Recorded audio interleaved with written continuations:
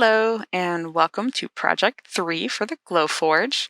For this project, we're going to make a box using an online generator.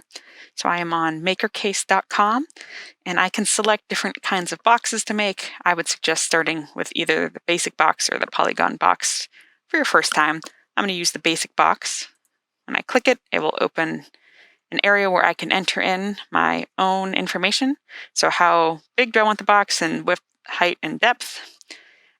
What part of the dimensions is this calculating, the outside dimensions or the inside dimensions based on the material? You need to tell it how thick your material is it an opened or closed box, and what kind of joints you want. So I'm going to make my box kind of small. I don't need a huge box.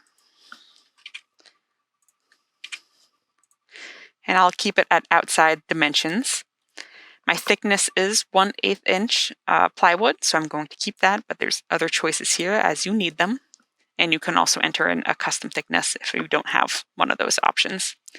I want my box to be open on top so I can put something in it easily. I don't want a lid. And for joints, I'm going to pick finger joints, which are these joints that kind of pop into each other like puzzle pieces. And using this slider, I can tell it how many joints I want, and it will make adjustments in this image as necessary. So I'm going to give mine a lot of joints. When I'm happy with how my box looks, I hit download box plans. And it automatically puts in the words back, right, front, left, bottom for instructions on your box. I don't want the words on here because then it will be part of my design in the Glowforge. So I'm going to disable the words and then download SVG. That is the file type we want when we're working with the Glowforge. I'm going to go to the Glowforge app and select New Design. Using the blue button up here, I'm going to import my file by hitting Upload. And it is in my Downloads folder with my box. It's going to take a moment to open it. So here is my box design. Now I made a box with this piece before, so there's some pieces cut out. I just need to rotate, move, resize my file so that it fits with the material I have available in the machine. I can also click and drag each piece individually if I could not do them all together. I want to add something to my box. I want to add some text. I want to put my name on this box. The easiest way I found to do this is to use Microsoft Word. So I open Microsoft Word, new blank document, and I'll type my name.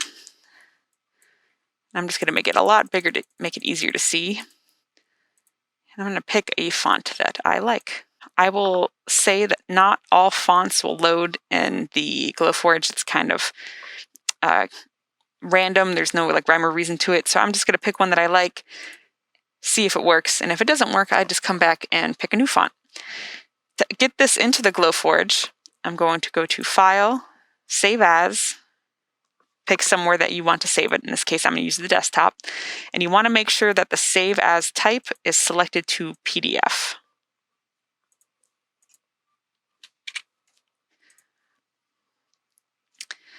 When I go back to the Glowforge interface, I'm going to hit the plus sign, and I'm going to hit Upload and find my file and let Glowforge think. And here is my text. Now, the nice thing about doing it in Word is that you can grab and move each letter individually.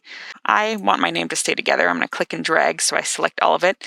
And I turned my box upside down so it would fit, so I need to turn my name upside down so it's facing the right direction when I put my box together.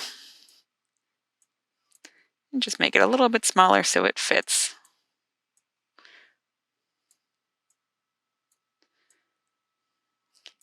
So there I have a box template that I made with a generator and some text that I made on Word. My text is set to engrave. My box is set to cut. If I wanted to do a different setting for my word here, my letters, instead of engraving, I could have them score it. So just kind of do an outline of the letters instead of filling it in. I can also do to cut it, but cutting letters is kind of tricky because then you lose some pieces in the center here and it makes it a little less legible. I'm going to keep it on engrave for this project. Before I go to print, I always need to make sure that my settings are correct. In this case, the Glowforge is scanning the QR code that is on my proof grade material. It knows it's medium maple plywood, It already knows the correct settings for everything. If I was not using a proof grade material, I was using some other material that's not sold by Glowforge, I would have to open this, enter in the material thickness, and then for each of my layers, I would need to set a manual cutting speed and power for each of my items. But in this case, using proof grade, so I do not have to worry about it. My box is ready. I'm going to hit print, and the Glowforge will scan the space it has and then give you an estimated amount of time of how long this project will take. So in this case, my project will take roughly 4.5 minutes. I would head on over to my Glowforge and hit the glowing button on the Glowforge, making sure to turn on the ventilation before I start and let the Glowforge do its thing. So I cut a box template using a generator out of the Glowforge. I popped all the pieces out and pushed them together, and I put a thin layer of glue on the inside seams. So I used Mod Podge, and now my box is all set and can hold my items for me.